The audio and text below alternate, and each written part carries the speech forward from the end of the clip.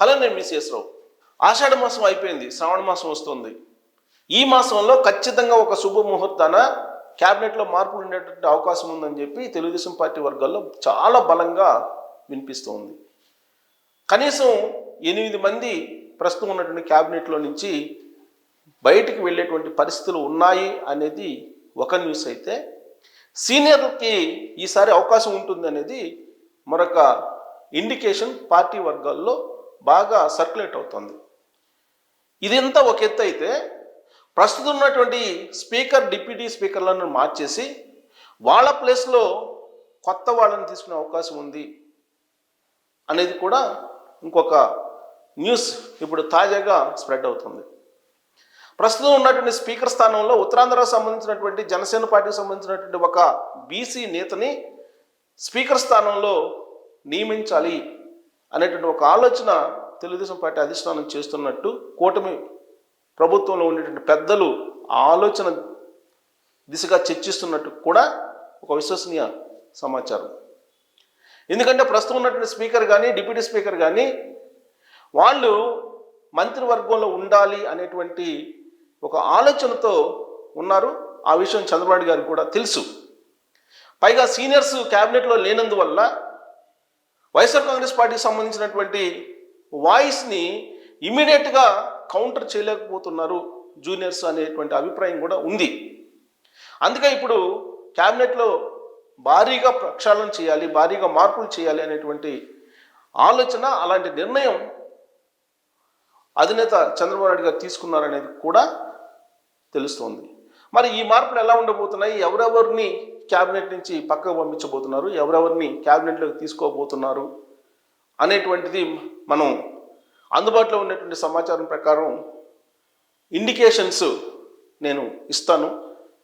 పూర్తి స్థాయిలో వాళ్ళ పేర్లు తెలిసినప్పటికీ కూడా ఆ పేర్లని మెన్షన్ చేయటం అనేది ధర్మం కాదు. కాబట్టి నేను ఆ పేర్లు మెన్షన్ చేయకుండా ఆ ప్రాంతాలని కొన్ని ఇండికేషన్స్ని ఇస్తాను. దాన్ని బట్టి మీకు చాలా వరకు అర్థం అయ్యేటువంటి అవకాశం ఉంది. కనీసం 8 మంది క్యాబినెట్లో ఉండేటువంటి మినిస్టర్సు ఇప్పుడు పక్కకి వెళ్లాల్సిన పరిస్థితి ఏర్పడుతుంది. దానికి కారణం చంద్రబాబు నాయుడు గారు ఏదైతే ఎక్స్పెక్ట్ చేశారో దానికి అప్ టు మార్క్గా వాళ్ళ పనితీరు లేకపోవడం.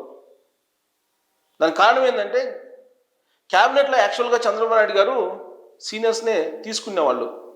ఆయన గత 3 సార్లు ముఖ్యమంత్రి అయినప్పుడు ఆయన క్యాబినెట్ని చూస్తే కనుక సీనియర్లు, అలాగే ఎంతో కొంత చిత్తశుద్ధితోటి నిజాయితీతోటి పనిచేసేటువంటి వాళ్ళనే ఆయన తీసుకునేవాళ్ళు. కానీ ఈసారి యువతకు ప్రాధాన్యత ఇవ్వాలి అనేటువంటి ఉద్దేశంతో 7 ఫస్ట్ టైం ఎమ్మెల్యేలు గెలిచినటువంటి వాళ్ళని కూడా తీసుకున్నారు. అలాగే ఫస్ట్ టైం మినిస్టర్లకు కూడా తీసుకున్నారు. ఇలా 17 మంది ఫస్ట్ టైం క్యాబినెట్లో ఉన్నారు. వాళ్ళు సబ్జెక్ట్ మీద కమాండ్ తెచ్చుకోవాలి అనేది ఫస్ట్ నుంచి చంద్రబాబు గారు చెప్తూనే ఉన్నారు. కానీ కొంతమంది వాళ్ళల్లో సబ్జెక్ట్ మీద కమాండ్ తీసుకొచ్చుకోలేకపోయిన కారణంగా సెక్రటరీస్ వాళ్ళ మాట వినేటువంటి పరిస్థితి లేదు. పైగా కొంతమంది నియమించుకున్నటువంటి పిఏలే వాళ్ళ బాధ్యతలు నిర్వహిస్తున్నారు, మంత్రుల బాధ్యతలను. ఇలాంటి పరిస్థితి ఉండకూడదు ప్రభుత్వంలో అనేది చంద్రబాబు గారి యొక్క ఆలోచన. ఆయనతో పాటు పరిగెత్తేటువంటి వాళ్ళని, ఆయన ఐడియాలజీని అర్థం చేసుకున్నటువంటి వాళ్ళని, ఆయన 2029 విజన్ దిశగా పరిగెత్తుతుంటే కనీసం నడవటానికి కూడా ఆయనతో పాటు ఇష్టపడినటువంటి, కష్టపడినటువంటి కొంతమంది మంత్రులను ఆయన ఐడెంటిఫై చేశారని కూడా తెలుస్తుంది. ఆయనతో పాటు వేగంగా ఆలోచించేటువంటి వాళ్ళని, అలాగే విజనరీస్ని, సృజనాత్మకంగా ఆలోచించేటువంటి వాళ్ళని, ఆంధ్రప్రదేశ్ అభివృద్ధికి ఇన్నోవేటివ్గా ఆలోచించేటువంటి వాళ్ళని క్యాబినెట్లో సీనియర్స్ని తీసుకోవాలి అనేటువంటి ఒక ఆలోచన ఆయన చేస్తున్నారు అని తెలుస్తుంది. దాంట్లో భాగంగా ఒక 8 మంది పేర్లు ఆల్రెడీ వేరే వేరే రూపాల్లో బయటకు వచ్చాయి. కానీ ఆ పేర్లని నేను చెప్పదలుచుకోలేదు డైరెక్ట్గా, బట్ ప్రాంతాలను చెప్తాను. ఈస్ట్ గోదావరికి సంబంధించినటువంటి వాళ్ళు ఒకళ్ళు, అలాగే వైజాగ్కు సంబంధించినటువంటి వాళ్ళు ఒకళ్ళు, శ్రీకాకుళంకు సంబంధించినటువంటి వాళ్ళు ఒకళ్ళు, నెల్లూరుకు సంబంధించినటువంటి వాళ్ళు ఒకళ్ళు, గోదావరి జిల్లాకు సంబంధించినటువంటి వాళ్ళు ఇంకొకళ్ళు, అలాగే కడప జిల్లాకు సంబంధించినటువంటి వాళ్ళు ఒకళ్ళు, కృష్ణా జిల్లాకు సంబంధించినటువంటి వాళ్ళు ఒకళ్ళు, ఇలా మొత్తం 8 మందిని ఈ క్యాబినెట్ నుంచి పక్కకి తప్పించేటువంటి ప్రయత్నం జరుగుతుంది. ఇంకొక ఇండికేషన్ ఏంటంటే స్పీకర్ విషయంలో ఉత్తరాంధ్ర నుంచి ఇప్పటి వరకు స్పీకర్ పదవిని అలంకరించినటువంటి బీసీ సామాజిక వర్గానికి సంబంధించినటువంటి ఒక సీనియర్ లీడర్ని జనసేన పార్టీ నుంచి అపాయింట్ చేయబోతున్నారని తెలుస్తుంది. ప్రస్తుతం స్పీకర్గా ఉన్నటువంటి అయ్యన్న పాత్రుడు గారిని క్యాబినెట్లోకి తీసుకునేటువంటి అవకాశం ఉంది అనేది వినిపిస్తుంది.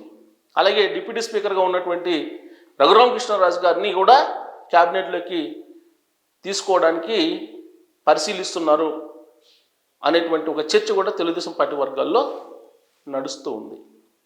సో ఇక కొత్తగా ఎవరెవరిని తీసుకునేదానికి అవకాశం ఉంది. 8 మందిని క్యాబినెట్ నుంచి పక్కకు పంపిస్తే ఎవరెవరి పేరుని పరిశీలిస్తున్నారు అనేది మాత్రం నేను మీ ముందు ఉంచదలుచుకున్నాను. ఆ పేర్లను అయితే ఆ పేర్లలో కొన్నిటిని పరిగణలోకి తీసుకొని చంద్రబాబు నాయుడు గారు బహుశా క్యాబినెట్లోకి వాళ్ళని తీసుకుంటారు. ఎందుకంటే తీసేసేటువంటి వాళ్ళ పేర్లు అయితే నేను డైరెక్ట్గా చెప్పలేదు, కానీ క్యాబినెట్లోకి తీసుకునేటువంటి అవకాశం ఉన్నటువంటి పేర్లు మాత్రం నేను చెప్తాను. వాళ్ళల్లో ఆ పేర్లలో ఉండొచ్చు కొంతమంది, నేను ఆ పేర్లను మెన్షన్ చేస్తాను. ఒకటి నెల్లూరు జిల్లా నుంచి సో ఫస్ట్ నెల్లూరు నుంచి కోటమిరెడ్డి శ్రీధర్ రెడ్డి, అలాగే ప్రశాంతి రెడ్డి గారు, చంద్రమోహన్ రెడ్డి, ఇలా ముగ్గురులో ఒకళ్ళకి అవకాశం ఉంటుంది నెల్లూరు జిల్లా నుంచి. ఇక చిత్తూరు నుంచి థామస్ లేదా మురళీమోహన్,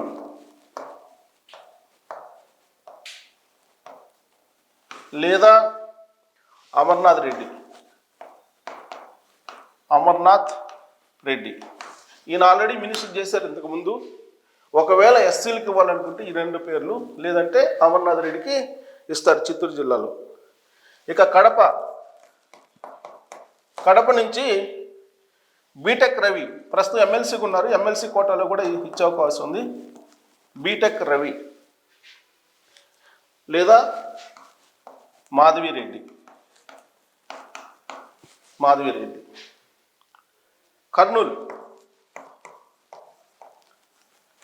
కర్నూలు నుంచి కోట్ల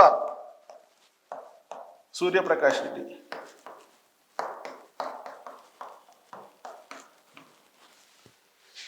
ఇక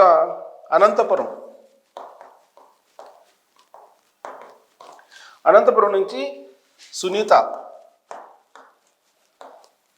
లేదా కాల్వ శ్రీనివాసులు లేదా శ్రావణి బండారు. ఇంకా గుంటూరు. ఇవన్నీ కూడా నేను చెప్పేది ఉమ్మడి జిల్లాలు. గుంటూరు నుంచి జూలకంటి లేదా ఎరపతినేని లేదా ధూళిపాల నరేంద్ర పొన్నూరు, లేదా ఆల్రెడీ ఈ 3 పేర్లు పరిశీలించడం అవకాశం ఉంది, పరిశీలిస్తున్నారు గుంటూరు. ఇవి ఇక కృష్ణా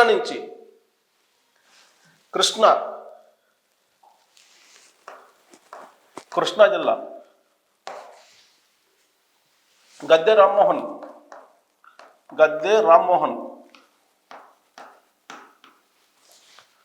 లేదా వసంత కృష్ణ ప్రసాద్ పశ్చిమ గోదావరి పితాని ఆర్ త్రిపుల్ రఘురామకృష్ణరాజు పశ్చిమ గోదావరి నుంచి. తూర్పుగోదావరి నుంచి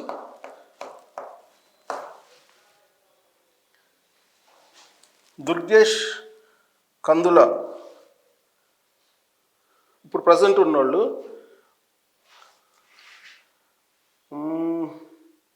తూర్పుగోదావరి జిల్లా నుంచి ప్రస్తుతం కందుల దుర్గేష్, వాసంశెట్టి సుభాష్, పవన్ కళ్యాణ్ ఉన్నారు. ఐతాబత్తుల లేదా ఆనందరావు, ఐతాబత్తుల ఆనందరావు అయినా లేదా గోరంట్ల బుచ్చి చౌదరి. విశాఖ అయ్యన్న పాత్రుడు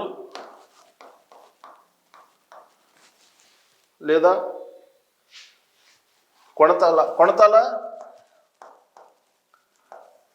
కొణతాల లేదా పల్లా శ్రీనివాస్. ఇక విజయనగరం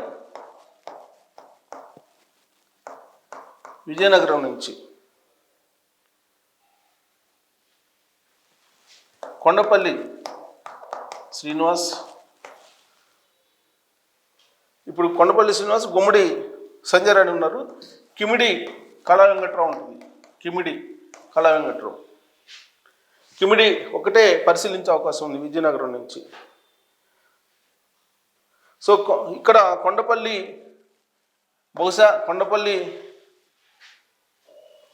వీళ్ళిద్దరు ఉన్నారు, కొండపల్లి గుండు సుధార్ అని. బట్ కిమిడి వస్తారు, మరి వీళ్ళిద్దరిలో ఎవరు వెళ్తారనేది చూడాలి. ఇక శ్రీకాకుళం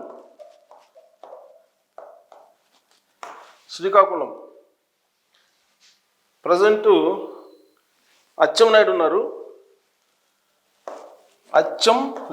ఇప్పుడు అచ్చెన్నాయుడు గారు ఉన్నారు. కూన వస్తే కనుక అచ్చెన్నాయుడు పరిస్థితి ఏంటి అనేది చూడాలి. కూన రవికుమార్. ఇది ప్రస్తుతం పరిశీలనలో ఉండేటువంటి పేర్లు. సో వీళ్ళల్లో నేను పరిశీలిస్తున్నటువంటి వాళ్ళ పేర్లు చెప్పిన కొత్త వాళ్ళు, ఆల్రెడీ ఎగ్జిస్టింగ్ ఉన్నటువంటి వాళ్ళు ఎవరు వెళ్తారు అనేది నేను